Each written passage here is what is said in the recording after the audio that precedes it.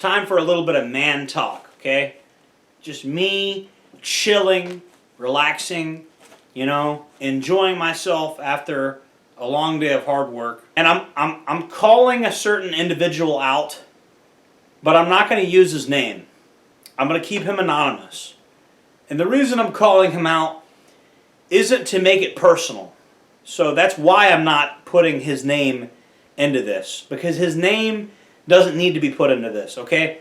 We're going to respect the man's anonymity, but this is one of the people I coach, okay? This is one of the people that I'm really trying to get him to have a better life, okay?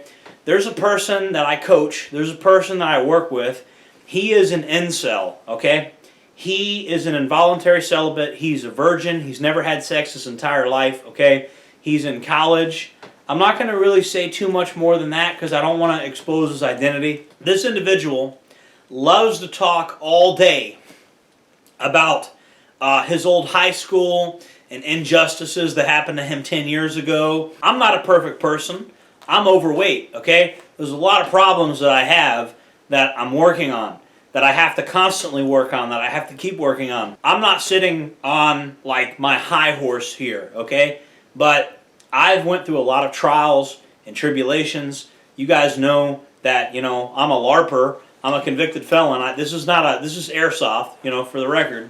I spent 5 years in prison, Florida Department of Corrections. Prior to that, I used to be the leader of a militia group, okay? So I've experienced a lot of hardship, but I also have experiences with leadership. I have experiences with, helping people and, helping people achieve their true potential is something that I do. I'm going to tell you what annoys the shit out of me about this guy, okay? Very difficult to work with him because it's always the bare minimum with this guy, okay? And at first, you can tolerate it, but it's like death by 1,000 paper cuts. And it finally dawned on me. The picture became very clear when we were talking about tactical gear. One, this guy doesn't want to buy any of his own tactical gear. He only wants me to buy it for him or to borrow mine. On a couple of occasions, I did buy this guy some stuff just to see if he would take care of it. He's actually lost a lot of the stuff that I bought for him just to see if he would take care of it or not. So he's already shown that he's not very responsible. I told this guy that he needs to get his EDC figured out before he does anything else. I told him he needs business cards, a flashlight, a knife, and a first aid kit. This is the instructions that I gave this man. So when it came time for him to buy his knife, he bought a neck knife. It was a cold steel. He paid maybe 30-something bucks for it. Not a bad knife for a neck knife. That's kind of reasonable. It's on the lower end, but it's forgivable. It's not your survival knife. It's a self-defense knife you keep on your neck, okay? It's not as good as a Gerber strong arm.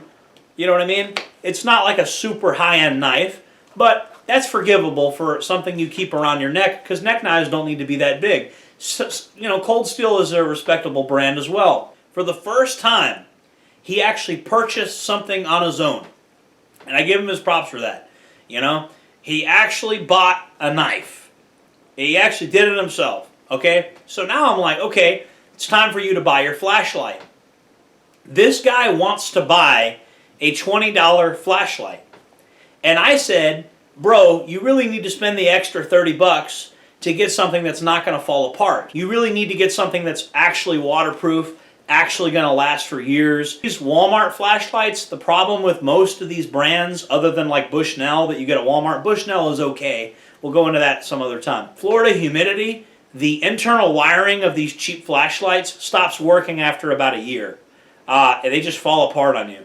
And they stop working at the worst possible times, too. These cheap flashlights don't make it out here. Florida is where cheap flashlights come to die because of the humidity. It just messes the internal wiring of the lights up. But anyways, this guy insists on only purchasing a $20 flashlight. It really and truly dawned on me in that moment that this person, the reason his life sucks is because there's this bare minimum mediocrity, only doing the very minimum he has to do. And this attitude, this cheapness, permeates everything in his life. It's all about what's convenient, what's cheap, what's easy. And if you're watching this, I hope you're paying attention, all the young men out there. Nobody is going to remember you for the cheap, easy, and convenient things you do. Okay? Nobody will remember you for the pizza you ate, the porn you jerked off to. Nobody's going to remember you for the episodes of Rick and Morty that you watched. Nobody's going to remember you for the cheap and easy things you did. Okay? You're going to be remembered for the extravagant things you do, for the unique and noteworthy things you do. Okay? Pablo Picasso would rather paint something unusual than be forgotten. So here is a guy that could brag to everybody at the university that he's got a better flashlight than Jordan Jareb. He could go the extra mile and he could buy a better flashlight than anything that I own. He's got the money. It's not a question of can he afford it. He can afford it, okay? But he would rather prioritize eating pizza. He would rather prioritize shit like that than to own a decent flashlight that will actually hold up in the rain. This guy is a virgin. He's an incel. And I'm not saying him buying a flashlight would magically get him laid. What I am saying is the flashlight is a microcosm of the larger issue. This guy wants everything in his life to be cheap, easy, and convenient. But when everything in your life you do is cheap, easy, and convenient, you are a cheap, easy, and convenient person. And nobody wants to be led by that person. Nobody wants to start a family. No woman wants to start a family with a man like that. Nobody respects a person like that. Nobody wants to be around a person like that. That's the truth. Your EDC gear that you carry on a day-to-day basis, these are your tools as a man, okay? The knife you carry, the flashlight you carry, your wallet, your business cards, stuff like that. I think you should take that stuff very seriously. Not out of consumerism, but because these are the tools that you're going to serve yourself with and that you'll also serve your community with, okay? And if you bargain demon, the tools you carry on your person every single day, you want to be a Temu bargain demon with the tools you carry on your person as a man every single day. There's just something inherently disgusting about that. I'm not saying you have to buy Louis Vuitton designer clothes and that everything you buy should only be a $500 stuff. I'm not saying that. What I am saying is this bargain demon shit, this path of least resistance, this mediocrity, this doing the bare minimum, it annoys the crap out of me. And if you want the life that I live, you need to do the things that I do, okay? And I'm not saying you have to be extravagant. I'm not saying, I'm just saying you have to put more thought into what the fuck you're doing. You want to stand out. You want women to respect you. Well, if you want women to respect you, you need to get other men to respect you. That's the truth. Because your hierarchy among the other males matters a fuck of a lot to what women think about you. That's the truth. How are women going to want to sleep with you and start a family with you if the other men in the community don't respect you? And how are the other men in the community going to respect you when you're not willing to spend the extra $20 to get a decent flashlight? Because you want to have some bargain, carry some Temu thing. How am I supposed to want to bring you into the woods, bring you into the jungle, and have you... I'm going to take you to war with me when you're buying Temu stuff? You're going to put a tourniquet around my arm that only cost $8? I'm sorry, bro. What the fuck is wrong with you?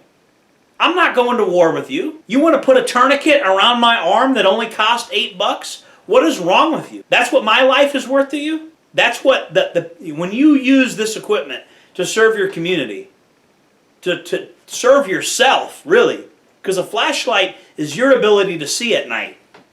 So when you take yourself seriously only to the extent that I'm gonna invest only $20 in myself, but I don't want to invest the extra $20 or $30. I'd rather eat pizza and watch porn.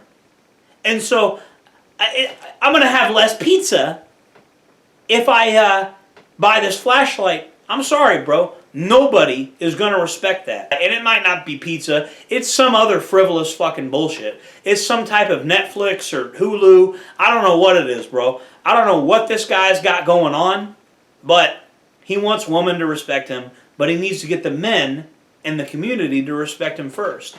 And nobody respects some guy that, doesn't have a haircut. His hair is all fucking frizzed up. It's just... Everything about this dude is bare minimum, path of least resistance, mediocrity, and none of it is let's do something exceptional. Let's do something bold. Let's do something badass. We remember the people that built the pyramids. We remember the Greeks, the Romans. They made the aqueducts. They made things that lasted for thousands of years that are still standing to this day. Nobody cares what stupid sitcom you watched, what movie you saw at what movie theater. Nobody's going to remember you for those things, bro. People will remember you for, man, that guy had a nice flashlight. Man, that guy has some nice business cards. Man, that guy had a nice knife and he knew how to baton wood. And he knew how to start a fire. And man, I fucking hurt myself and he had a first aid kit ready to go. People remember that. People respect that. And they respect a man that does it all the way, you know? And so again, bro, there's a time and place to do the bare minimum and to get something cheap. There's a time and place to maybe cut some corners. Because there's so many things going on in life that you can't always do it the hard way.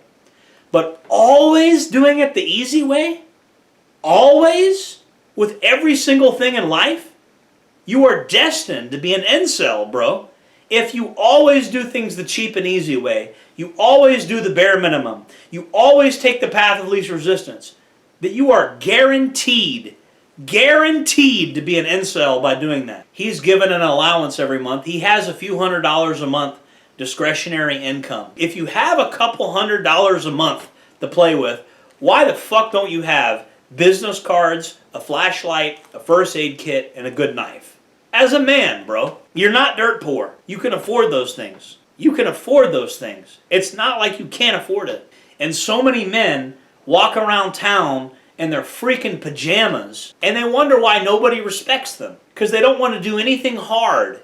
Oh, it's too hard to get properly dressed. It's too hard to wear a pair of boots. It's too hard to have business cards and to carry a nice flashlight and to have a good knife. Fucking Carmelo Anthony had a fucking knife. You can't carry a knife? It wasn't a very good knife, but that's aside the point. This mentality, bro, this mentality is alien to me. I don't understand, as a man that has, if you have a couple $100 discretionary income, if this guy has an inheritance, bro, he inherited a house, okay? He's got a couple $100s a month discretionary income. He's in the solid middle class bracket. Why the fuck doesn't he have business cards, a flashlight, a knife, and a first aid kit? At 29 years old, why does this man not have this? And you wonder why you're not taken seriously as a man. And you know, this guy is obsessed with his old high school. Every time I bring up the fact that he's about to turn 30, he loses his shit. He's scared of being 30 years old. Bro, your real life begins at 30 years old if you haven't been goofing off in your 20s. That's the reality. That's when your real life begins, if you haven't been goofing off in your 20s. So why are you terrified of the age where you become a real adult? Increasingly in America, age 30 is really when you become a real man. And this is the age he's terrified of. He's terrified of it because he hasn't fucking done anything with his life. This guy has spent 8 years in college, and it looks like he barely knows how to read. What are they teaching these men in these colleges, bro?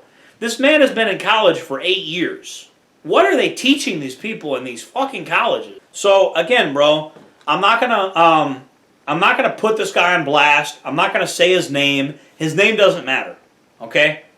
But the reason I am putting this guy on blast without using his name, I'm keeping him anonymous. The reason I'm doing this is I don't want any of you to end up like this guy, okay? I don't want any of you to end up like this guy. Forget about high school. You're not in high school anymore, okay? Forget about it. You're in the adult world now. You don't wait for another adult to tell you what to do.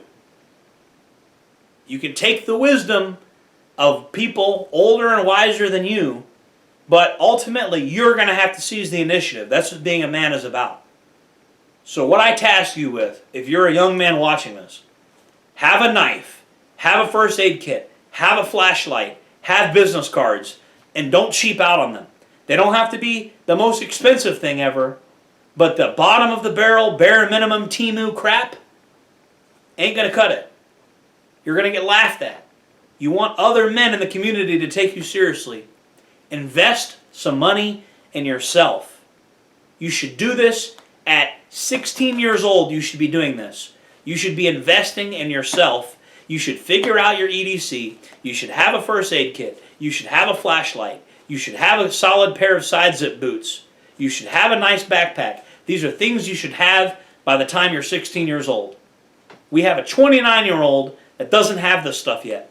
And I'm fucking pissed off at it. And I don't want anybody else out here doing that. So these are your marching orders for the Jerebites out there. For all the fucking Jereb fans out there.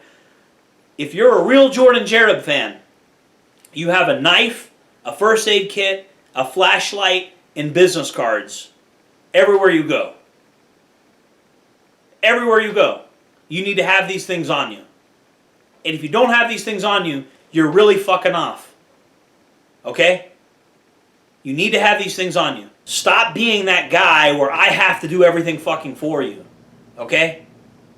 Because if you're that guy, you don't have the respect of the other men in the community. There's no way a woman is going to sleep with you. A woman is not going to sleep with you if your status hierarchy among the other males is so low because you can't get your shit together. All the other males are constantly telling you to get your shit together. That's going to signal to a woman that they should not sleep with you. They should not risk having kids with you. Okay? So I'm telling you, yes, there's a direct correlation between your EDC and your competence and your gear and if women want to sleep with you or not. Because it signals to other men if you have your shit together or not. Get your EDC, practice with your gear, use your gear, and become a competent individual that's an asset to your community. And yes, you'll get higher status among the men. You'll have higher status, and women will actually want to sleep with you because they'll actually look at you as an acceptable risk. What if, the big question, what if this guy gets me pregnant? No self-respecting woman is going to risk getting impregnated by an incompetent buffoon that has low status hierarchy among the other males in the village. This is basic anthropology. So I'm hoping if anybody is watching this video and you're fucking up, please don't fuck up this bad. Don't be this guy. Remember to like, comment, subscribe, all that stuff. I'll see you guys in the next one. Jordan Jereb, signing off.